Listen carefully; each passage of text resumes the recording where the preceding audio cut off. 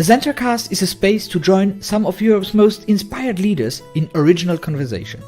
When everything in your organization, career, or even your life seems inside out, demanding change, or you simply feel that there has to be something more to life than you experience now, this is the place for those seeking the wisdom and experience of personal transformation.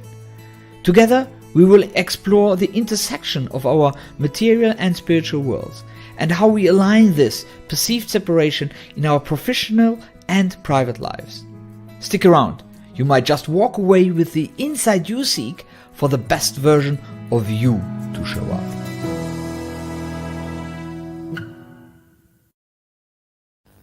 Hello, dear Zentranauts. I am so happy to have you for our monthly ZentraCast. So I am Marco Hauen and your host on this journey for the next 60 minutes of very engaging dialogue and hopefully a lot of insights for all of us. Today, I have the pleasure to be in an original conversation with an entrepreneur of a rising Italian fintech company and a former central banker. Andrea Danielli, CEO and founder at Mopso. I met Andrea the first time during a networking event where a common friend introduced me to him. And to be honest, I rarely meet people in these events you can have a deep conversation with. With Andrea, it took us 2 minutes, I think, to start talking about philosophy and its impacts on business and life. And it's just like, okay, this is a guy I want to talk to. And I want you to hear about what he thinks. Hello, Andrea. How are you doing? Hello, everybody. Hello, Marco. So nice to be here, really. A bit tired, like every entrepreneur at 60 afternoon on Thursday. We are doing a lot of things here. We are hiring three more people to add to our team. So a lot of bureaucracy, a lot of contract to write, to sign. But we are good. We are opening our company to an industrial investors right now. So I'm really confident that what we are doing, it's going bigger, and that's good. Well, I actually, in my professional life, I always love to be tired from signing contracts. So I think it's it's one of these tirednesses you like to accept, not the ones where you have to take the calls of people who canceling contracts. So that's absolutely. A good one. Congratulations to that. Thanks, Marco.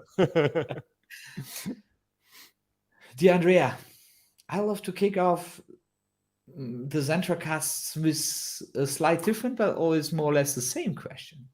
And it's really a favorite one. And it's the one I always ask myself and I ask everybody. Andrea, who are you? Not to be mistaken by what do you do? Because that's what we normally answer when somebody asks you, who are you? You start to enumerate what happens. I just pure and simply want to know, who is this guy you see in the mirror every morning? That's probably the toughest question you can answer and the toughest to start with, but that's okay. Sometimes I think that I ended up asking me who I am because it was too complex to answer. But now probably I found a kind of lightness. And I think that the first answer that I can share with you is I am a guy that is really curious about everything. And he's in love with knowledge. He's in love with people that are seeking for knowledge. And that's the reason why I'm here with you today, because we are always talking about knowledge, about ourselves, but also about the world. And I think that as a consequence of my love for knowledge, you can derive that I am a guy that is never in equilibrium, that is always changing. He's always moving. Even when I sit right now, I'm moving, really. And that is something that poses some trouble to me, because not all the people I get in relation with are ready to face a guy that is moving, that is flexible, that is changing his mind, that is continuously having some criticism about himself, continuously trying to improve himself. that is what I am. And probably, Marco, I am a process. Not probably I am the result of a process. I'm still in a process. I am So happy to hear. Heraclito. I am Heraclito way of life, probably. Yeah, you are like well, at least you have the awareness that you are still on the journey, not the journey has ended, huh? So Exactly, that's a exactly. good one. You just said something which I would like to jump on. You said you're not in equilibrium. So maybe you know, maybe you don't, but one of my preferred subjects or topics I like to talk about is what I think about work-life balance, the equilibrium. What do you think about work-life balance? Something that I'm looking at with some anxiety sometimes. I would like to find a work-life balance. It is really something that it is important to me. But at this moment, I couldn't find it. I have experienced it the last 3 weeks. I have some personal issues that were connected to my work. Uh, that was not virtuous. I was looking for a lot of excitement, a lot of adrenaline, and I couldn't handle it. I couldn't tell me, "Hey, Andrea, stop it. Please take some more time to do things. Take some more time to understand what you are doing." And I think that I get aware. I come aware of that in the last few days. And now I'm trying to find this work-life balance.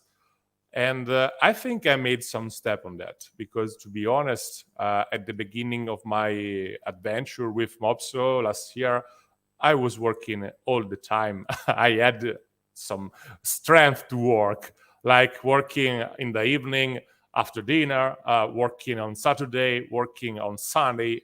Every day, every time was good to work. Now that we have an office and that I can move from my home to the office, I've taken some more time for myself.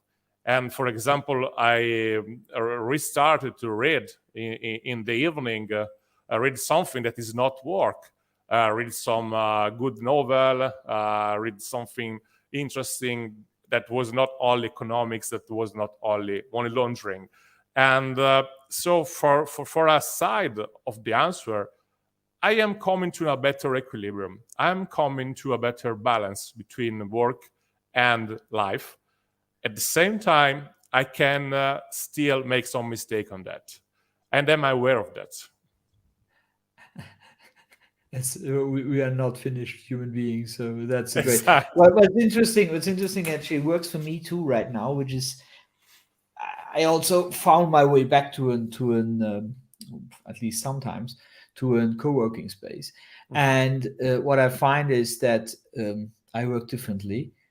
Somehow I got a little bit something of stuck here in my beautiful office at home, and I love it, and I still love it very much. But being in an having the possibility to go to a co-working space, to be outside of my space here, gives me a breath of fresh air in a sense, which I was not expecting, to be honest. I thought, oh yeah, you have to do that, you have to meet people again. But besides that, it also gives me really a breath of fresh air, breath of, yeah, it's different. And actually, after 3 years, Corona and I don't know what, Yeah. and I was actually starting that already before Corona, being most of the times here at home. So it really helped me. It really helps me. So, Yeah, it helps uh, me also because uh, I met with my employee, and they are younger than me. They are full of energy, full of curiosity. That too. So it's really amazing. We are really able to work a lot, to do a lot of Mhm. things, but at the same time, we can have a laugh together. We can have some jokes. We can Yeah. play some stupid games just to distress and to create a better teamwork. So I really enjoy being with my employee, working all together. And I'm telling you, employee is just formal way to see is that, but that's not the reality.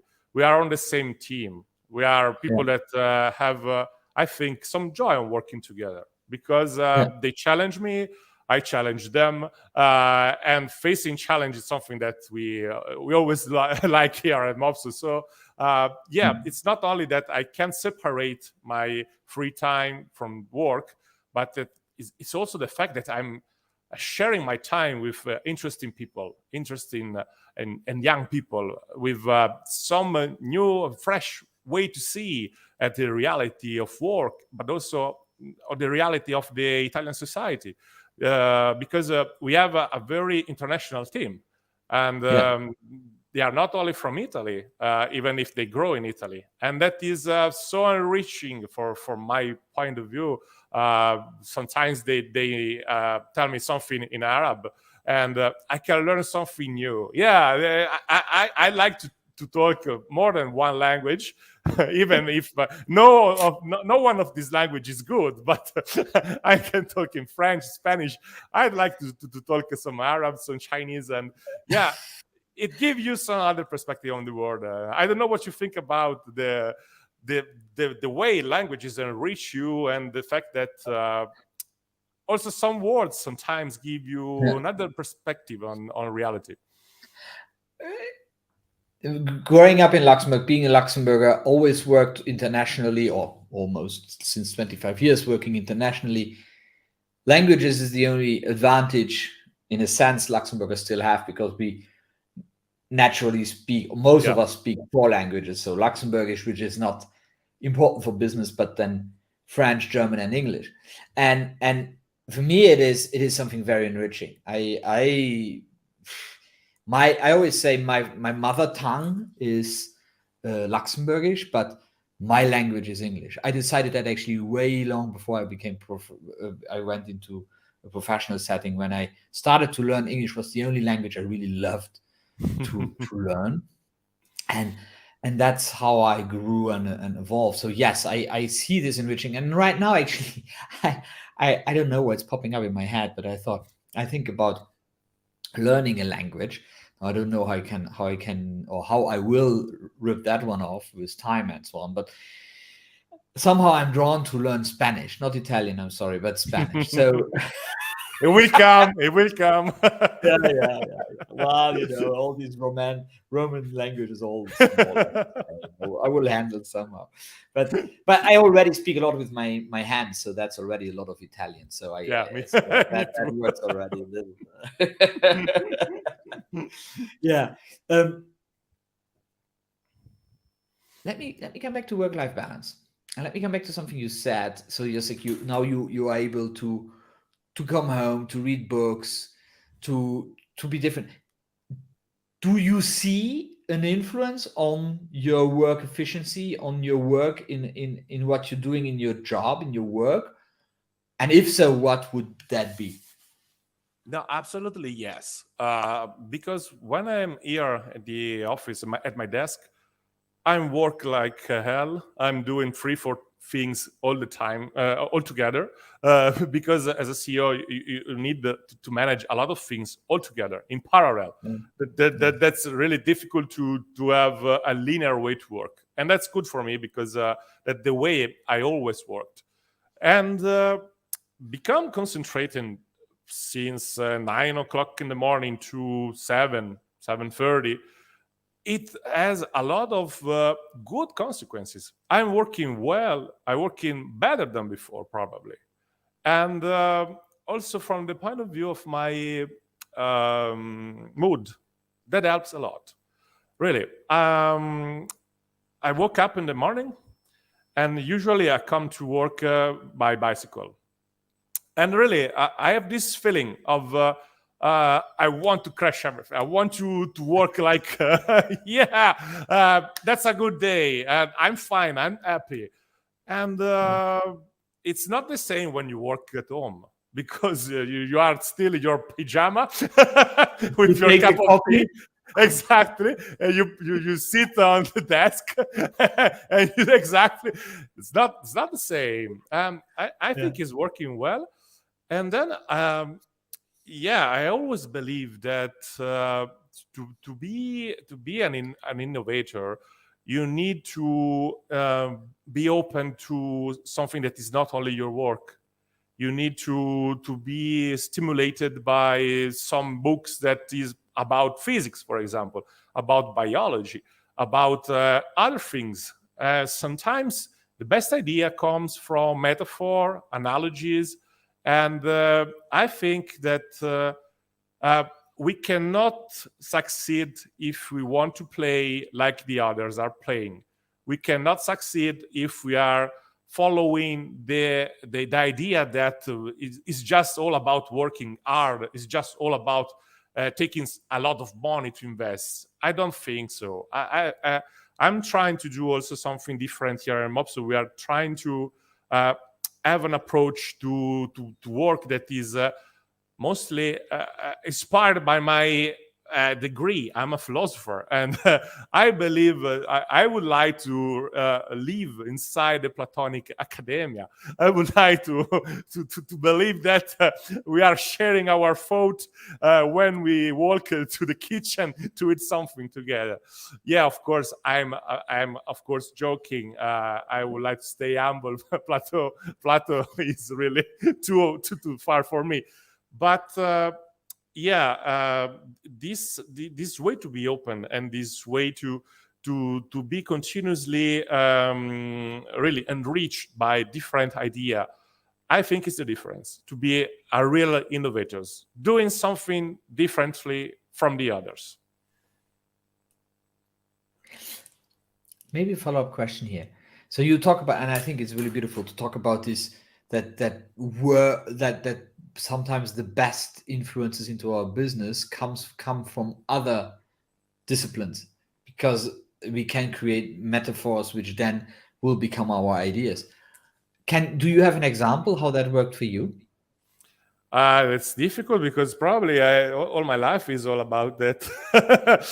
Beautiful. Yeah, I'm really kind of interdisciplinary guys, because my degree is on philosophy of science. So I was dealing with biology, I was dealing with chemistry, physics. For example, to be one very powerful metaphor is evolution. The biology of evolution is absolutely rich in creating new concepts, new ideas in our different field, not only in biology. Recently, I was working on mimetics. Mimetics started with Dawkins, that is a biologist, and that wrote the selfish gene with this strange idea that the principle of evolution are inside gene, not inside the organism. Like genes are parasites for the organism. I not fully agree, but inside the book there was this idea of meme, this concept that also idea can be like gene and be parasite, sometimes parasite for the mind, the brain of the host. And so I was thinking about what we are facing at Mopso. We are working in money laundering, and I was thinking about the way money launderers transfer their knowledge. And I was thinking, do they have some memes when they transfer their knowledge? Because memetics is evolutionary principle at its best. I mean, memes is something that self-reproduce, is something that gave a fitness for who is adopting it. And so I started to think about money laundering phenomena using other metaphors that they use that are now probably widespread. Everybody's looking at statistics. Everybody's looking at outliers. Everybody's looking for data. I'm trying to have another model of money laundering, starting from a cognitive approach, starting from mimetics, starting from sociology. And I think that this approach will help us doing something very different compared with our competitors. And that is just one example, but really, I can probably talk a lot. about this because when I was in the university, I was living in a college that was kind of excellence college with talented people working and studying together. And I was trying to create a project about interdisciplinarity. And there were a lot of examples of mathematician coming to economics, seeing some symmetries between something extremely complex in number theory and the financial market. These kind of things are really my love, really my sweet spot. So yeah, we could dedicate another probably transmission on that. I love it. I love that. It's really very fascinating, and something to really dig deeper in is this interdisciplinary use to create a discipline or to enrich another or a specific discipline. I think that yeah, that really merits and deserves a very specific conversation. But Yeah, yeah. now you're a philosopher. Right? That's how we connected. So you are the Plato guy. I'm the, I don't know. So either an Epicurean or a Stoic. Depends on the day. Me too, to be honest. We agree But on that. yeah. But what drives a philosopher becoming central banker to become an entrepreneur? Huh. Well, to be honest, today it's difficult to be a philosopher and to be dedicated 100% on that. I was trying to have my academic career. I study also in Paris. I study at Sorbonne University. I was doing a lot of work also with École Normale Supérieure.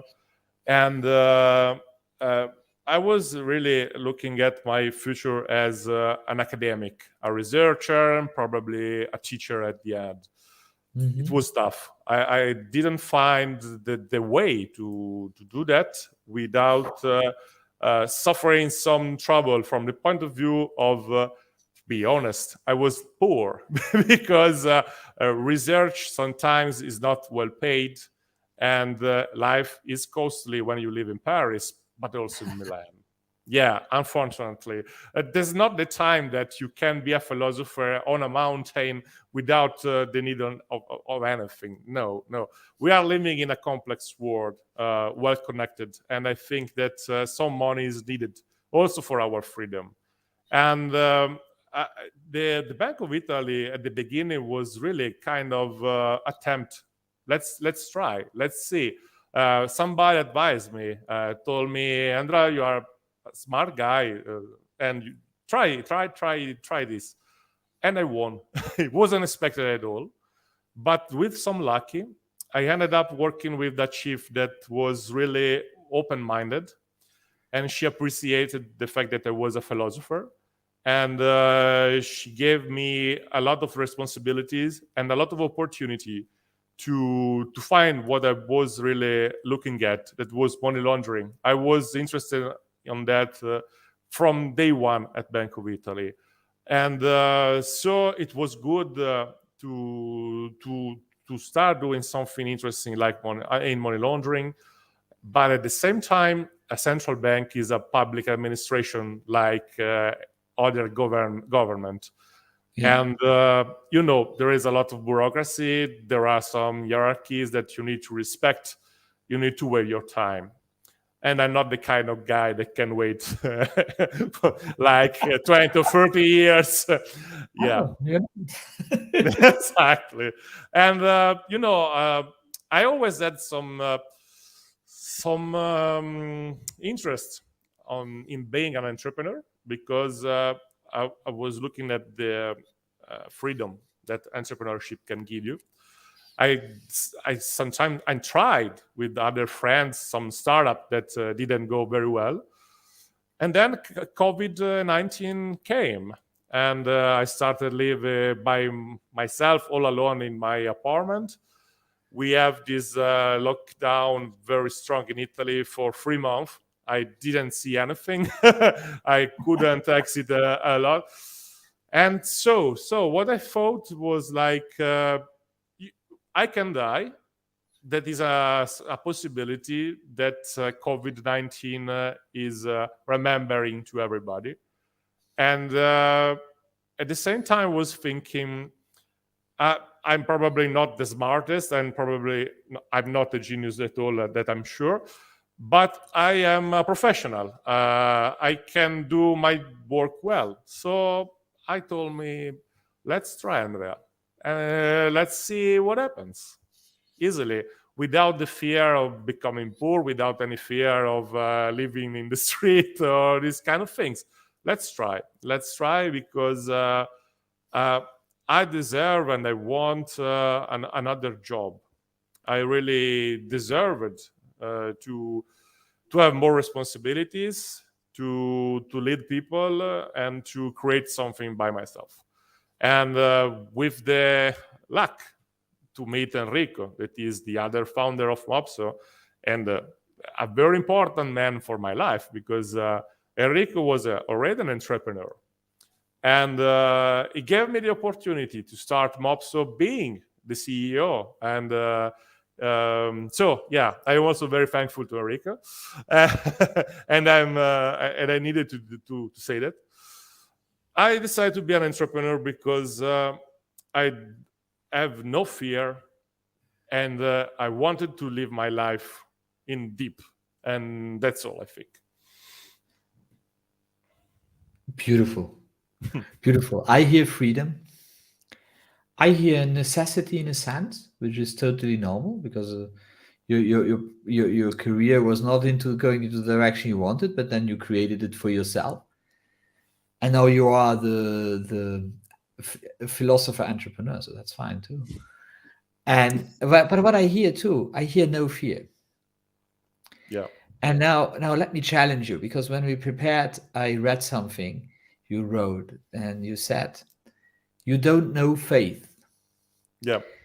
And so, if you don't know faith, where's fear gone? Where do you take the trust? Where is the trust coming from that you have no fear? uh, some of the trust is on me. I trust myself. I think that the more knowledge you have, the less fear you will face during your life, because you can handle trouble, you can handle issues, and if you are able to stay calm. And that is also probably from my side a reaction. The more stress I need to face, the calmer I became. I don't know why, but that's the case. So to me, for 90% of my life, I think that I don't have any fear, because I'm trusting myself and the people that is close to me. They can help me. I have some example of they help. I really believe on the importance or the relevance of being surrounded by trusted people, by very good friends, by your parents, by my sister, by the people I like and I love. And for what it concerns fate, sorry, uh, I was looking for fate a lot of time during my life, and I sometimes still sometimes really get excited about reading some theologists like Saint Anselm, Saint Thomas, and I really like the way they think. So sophisticated, so subtle. Uh, but when I'm looking at the future, I think what I've learned during my life is to lower the expectation. I remember when I was 18, I really had huge expectation about myself, huge expectation about life. Now I understand. I learned to lower my expectation and to be ready to live also other life, because it occurred to me already. And and it was good. It was not that trouble to be not an academic but other things. It wasn't that bad. And so, for example, what I was saying before about my decision to leave Bank of Italy, uh, it was about I can do a lot of things. I can learn a lot of things. At worst, I will do pizza. I will do pasta. I will work in a kitchen. I will do other things. But life is good if you have good friends, if you have love with you. And so, yeah, I don't know. And I'm reversing the question to you because why do you believe that you need faith for moving in the future? Or what is your relationship with faith? I'd like I, also I, to. I love I love the question. I will answer. But I will challenge you for one Yep. moment because you say you have faith in yourself. That's faith. You have Okay. faith in your you have faith in your well, with Chris, my co-worker on or my with whom I created this entrepreneur brand. We always talk about two faiths: the faith with the little f and the faith with big F. The little f is the Okay. faith that the little f is the faith in yourself. Every from my point of view, every spirituality starts inside, not outside. So faith in ourselves is, from my perspective, faith. What you tell me is actually there's some very, very powerful things you say. As much as more stress I get, as more stress I get on me, as more calm I become. And that's really an interesting trait, which I don't know, and we can do that now, but we can also do it another time, or you do it yourself. But this is really something to look into. What happens there? What happens that is that you, because it's the opposite of most people. Yeah. The more stress I get, the more crazy I get. Now I handle that, and I find my ways to handle this challenge. But so that's interesting. And now you say not only faith, you also have faith in your friends. Now, if I challenge you and I say, if you can have faith in yourself and faith in your friends, isn't that the same than having faith in something bigger than yourself? Yeah, absolutely. I agree. I was thinking on the big F faith, probably because I'm Italian and I'm surrounded by Catholic. Yes, Probably, I oh, understand that. they, Yes. they they they say they are Catholic. I don't know if it's true, but Are they yeah, Catholic for sure? Are they spiritual? That's another conversation. Or do yeah, they rely on faith? Is another conversation. They exactly, are religious. exactly. I was thinking on the big F. On the little F, I totally agree with you. I love it because it's very interesting to always come back to this conversation because there's so much misunderstanding around that. Though I Yeah. really thank you for having brought that up and now having the conversation. Now By, I by, have by to break. mistake, Marco. Absolutely not. I love it. I had a lunch today with a very good friend. Most likely he will become a ZentraCast ZentraCaster in November. That's what we said today, and we talked about faith, and he started to talk. He started to use religion as the vehicle of faith, saying, "Yeah, so now here's somebody coming from the eastern part of Europe, grew up in communism, and he said, in our country, communism was never able to destroy faith, to destroy religion." And I said, I beg to differ. Yeah. They destroyed, in a sense, they destroyed religion. They destroyed the the infrastructures and the processes of religion, which is a process.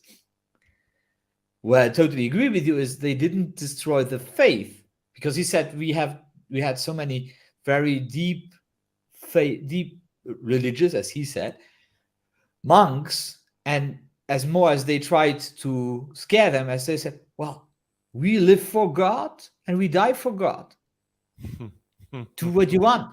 So you kill me, that's fine. I go up and everything's okay.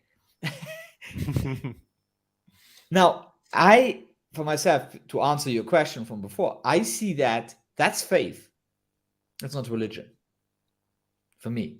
Yeah. Religion is capitalism is a religion, communism is a religion, every More every close every to ideology. wokeism is a religion.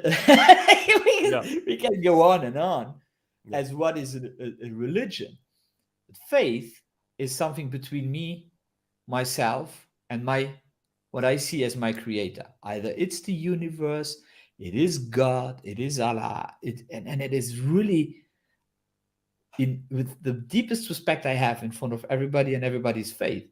It doesn't matter who you have faith to, because at the end we are all people who have faith, like you and me. Like to say that. Yeah, that's true. People who have faith are always believing that there is something bigger than themselves, and not necessarily put it a long white beard on and say that's Mr. Sitting there and waving with his big finger.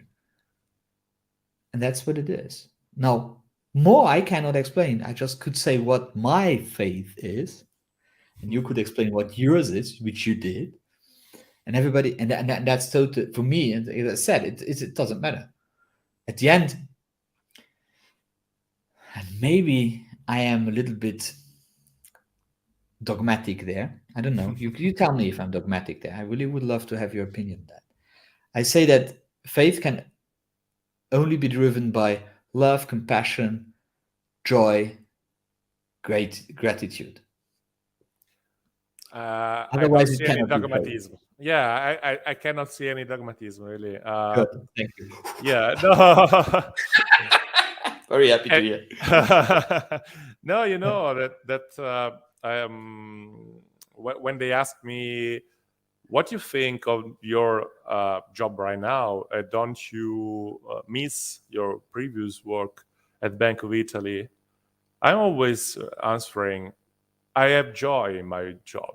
I have passion. I love to face problem. I love to work with my team to solve a problem. And yeah, I think you mentioned all the quality, all the things that are relevant to have faith, but also to do something good in life. And gratitude is another thing that is absolutely important, and that we don't discuss enough, from my point of view. Gratitude is really something that make connection stronger, make relationship more important, more, and that is something that I like to be grateful to somebody, and I also like when somebody is grateful because really it show you that they have this kind of kindness, that is the kind of kindness that strong people has. When you are strong, you can really say thank you. You don't need to hide the fact that you are happy, for example, from some result. You are happy for something, and you don't have any fear of being also in debt with somebody else. Being that with somebody else, I think, is in the good way. I am in debt with you, Marco, for example, when you remember when I was on my crisis. You give me very good advice, very, very good advice. And I like to be in debt with you. And I'm thinking all the time, I love to also give back something to you. And I think the idea of give back is important. That is something we need to have to conceptualize in the right ways, not a slogan that sometimes you hear a lot of successful people that start telling, oh, it's the time to give back. Yeah, but with your We mind. call the marketing. That's the chief marketing Exact, officer. exact, Let's do a campaign of how we can give back. exact, exact. I call that the illusion of purpose, because at the end it is not purpose. It's always driven by the external. And actually, what you say is really, it really strikes a chord with me, because some people tell me, and a lot of people I know that they think that is that I'm a very selfish guy, because I always talk about it in my articles, in my communication. I always talk about that it's always about ourselves first. It's always about us. We cannot, like, if I say, if we want to have peace, we have to find peace inside. If we want to feel love, we have to find love inside. If we want to feel gratitude, well, we have to have gratitude in ourselves. It's like that. If we want people to forgive us, we have to forgive ourselves. And in a sense, even myself, I struggle. I say there is almost not enough giving back. And a lot of things right now coming to me which are showing there is the giving back part is extremely important. But I am so deeply convinced that we cannot really give back if we didn't work, or if it doesn't come from inside out. And so it's a process for me. Maybe I will be driven to do very, very large things in the external, but I think it's a process for me to clear what has to be cleared inside, so that you can genuinely give back. And give back is not about money. Give back is not, that's all fine. I'm very happy I was part of Rotary, very happy to see a lot of people who normally would not do much for other ones are just paying so much and giving money to good stuff. That's amazing. I love that. It's not about that for me. Giving back is beyond that. Giving back is maybe taking the time to share with me your thoughts on this during this evening, which will inspire maybe 2 or 3 people thinking differently in something, and then changing something in their life. That's giving back too.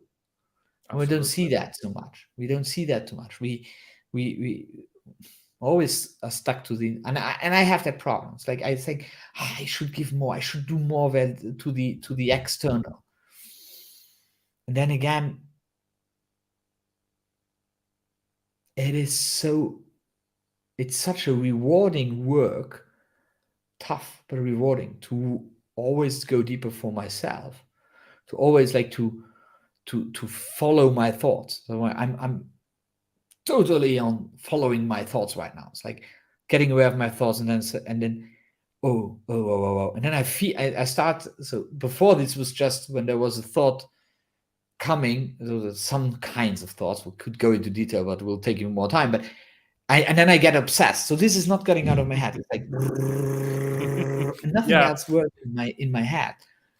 And now I get aware of them, and I created for me a strategy to look at them, not to let them go, because a lot of people say let them go. I can't.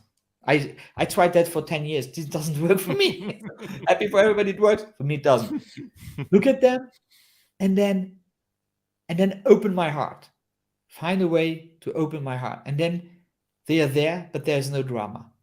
So they're still there. The thoughts are there, and there's no drama. So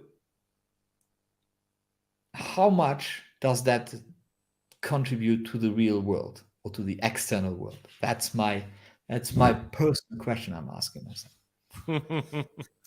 If I can add something to what you were saying about gratitude, I think that being grateful becomes when you are aware of what you were receiving, or what you are receiving. You are aware of the value, for example, of the time we are passing together, Marco. And to be aware of this, I think it takes a lot of time, and also some patience, probably, because when you are younger, you don't want to waste any times. You are just thinking on your goals, and you think that the only things that exist are your goals, and everything else could be a way to come to your goals. And if you cannot find a way to come to your goals with the people that you are meeting, okay, let's go all alone. A lot of people is selfish in this way. That is being selfish. But Yes. also, I think they are not aware of the value of what they are receiving. And to become aware of the value, it really takes a lot of time and probably a lot of mistakes, a lot of trouble issues during your life, a lot of uh, really dark moment. Because when you are experiencing a dark moment, and you can really come for yourself, really pass the setback, that is on you. But also you understand the value of a lot of things that you were taking probably for granted. That's a problem. I don't know if it's a cultural problem or it's a problem because we are too rich, we have too many things. We start living a very, very easy life in Europe and in other country, in other part of the world. But really, being aware of the value of what you are giving to me is the best way to me to be grateful for you. And the value of a good advice, that is something that sometimes is most easy to perceive and understand when you are under the water and you are risking everything. And somebody is giving you a hand, telling you, Andrea, you will overcome also this setback. You will overcome also this time. Don't worry. And then my heart is open, full of gratitude. Really, if Beautiful. everything is easy, if everything is happiness, uh, I don't see much gratitude. A lot of people is taking everything for granted. Everything is for free. That's not the case in real life. Yeah. Uh, yeah, it's beautiful the way you explain gratitude and connecting to gratitude at the end. And there are some people saying gratitude is the antidote of fear. Or because at the end, and at the beginning, I thought, what does the one have to do with the other one? But if we are in fear, we are doubting ourselves. Everything is dark. Everybody is dark. And we have gratitude. Everything is beautiful, and people are beautiful around us. And gratitude is, I always say, gratitude is the one thing nobody can take away from you. Because you Yeah. can be grateful for the rain, the snow, the sun, the wind. You just choose what you're grateful for. It's an amazing state of mind you can use, and it allows you to actually access faith. Yeah. In the end, coming back to that, because with gratitude you access this faith in. So I'm so grateful for what happened to me now. So it's like I know that I always have access to that, and that's we're back to faith. Yeah, I agree with you. Really, gratitude is a very good way to be connected with things. And your example were right, 100% right. I'm grateful that the weather is not rainy today. I'm grateful that people is smiling. I'm grateful of small details that help having a good day. And yeah, I think really we have some trouble from a cultural point of view because probably we have a completely mistaken way to see how strong people are. Because the idea that culture transmits about being strong is really, from my point of view, I don't want to tell any bad words, but it's really Yeah. bullshit. It's really Yeah, bullshit. they are very beautiful in Italian, so please go for it. Yeah, è una cazzata in Yeah, italiano. amazing. We see that. Yeah, yeah, because I think that yeah, really the strong people are humble, are patient, are kind, are open to the other. They don't Vulnerable. fear. Absolutely, they are vulnerable and they are ready to share their vulnerability. And that's the way I see strong people, and I see success and successful people are probably the guys that you like to drink with, you like to eat with, and you really experience amazing moment with them. And the other way they describe successful people, like they don't have any compromise. They always have answer to every question. They don't question themselves. They are stick to the point. That's not for me. That's not my idea of being strong. That's not my idea And of. to enforce or reinforce your point, if we fight for our point of view, which I am very powerful in doing that, it always comes from a point of fear. It always comes from a point of what happens when I'm not right.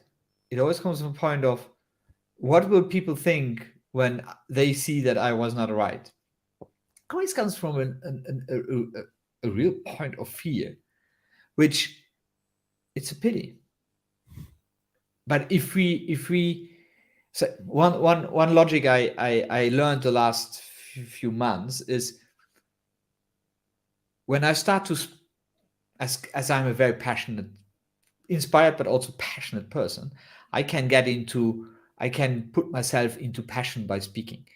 Well, that's very good if it is about things which are empowering me, but I can do that also for disempowering stuff.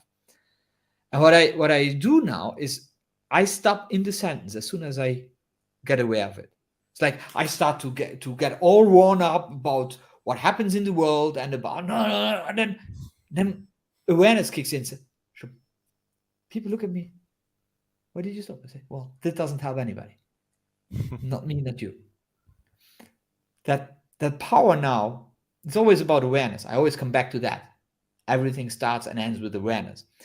This awareness is so important. That's what we have to master. That's what we have to master, where we have to work on. For me, the way towards that is a lot of meditation and so on. That people listening to this more often know that I always talk about that. But that doesn't matter. These are my rituals. Everybody finds his own rituals to become aware, or to become more aware of himself, more self-aware. But I wanted to come back to something because we talked about, and we had 7 minutes. I don't know if we will have this conversation in 7, or maybe you cut me off in 2 minutes. So we'll see. Let's So we try. talk Let's about try. gratitude and the state of mind of gratitude, which I think is extremely important. What do you think about the state of mind, forgiveness and self-forgiveness? What is your relationship with that? That's tough. Are it easier to answer for the self-forgiveness? That is something that I learned. I was strong with me before. I was looking for some kind of perfection, but yeah. I Perfection understand is self-forgiveness. I love that. exactly. Yeah, I have a lot of strange ideas in my mind, but no, I understood to manage the fact that I'm not perfect at all, and sometimes to deliver, for example, something you can't be perfect, but you need to be effective. And so I started to be more self-forgiving, and I understood that it is important to sometimes tell you, "Oh, that's okay, Andrea. That's the best you can do. That was the best you can do, given this time, given these resources. That's okay." For the others, for what it concerns people I like, I tend to be really forgiver because everybody can do mistakes. I always want to understand the reason why they do something that, from my point of view, wasn't right. And if the explanation is good to me, that's okay. I mean, it could happen to me. This time it happened to you. That's okay. But then I cannot be forgiver for everybody. For some people, I just cannot, and I don't want to, because I think that if the mistakes are so big, you need to face them, and you need to take responsibility on that. And it's up to you. I won't help you with my forgiveness to live to to make lighter the problem. No, very very very big mistake from my point of view. Ask for personal responsibility, and sometimes people learn from big mistakes, sometimes not, and that's the kind of people I don't want to meet and I don't want to have in my life.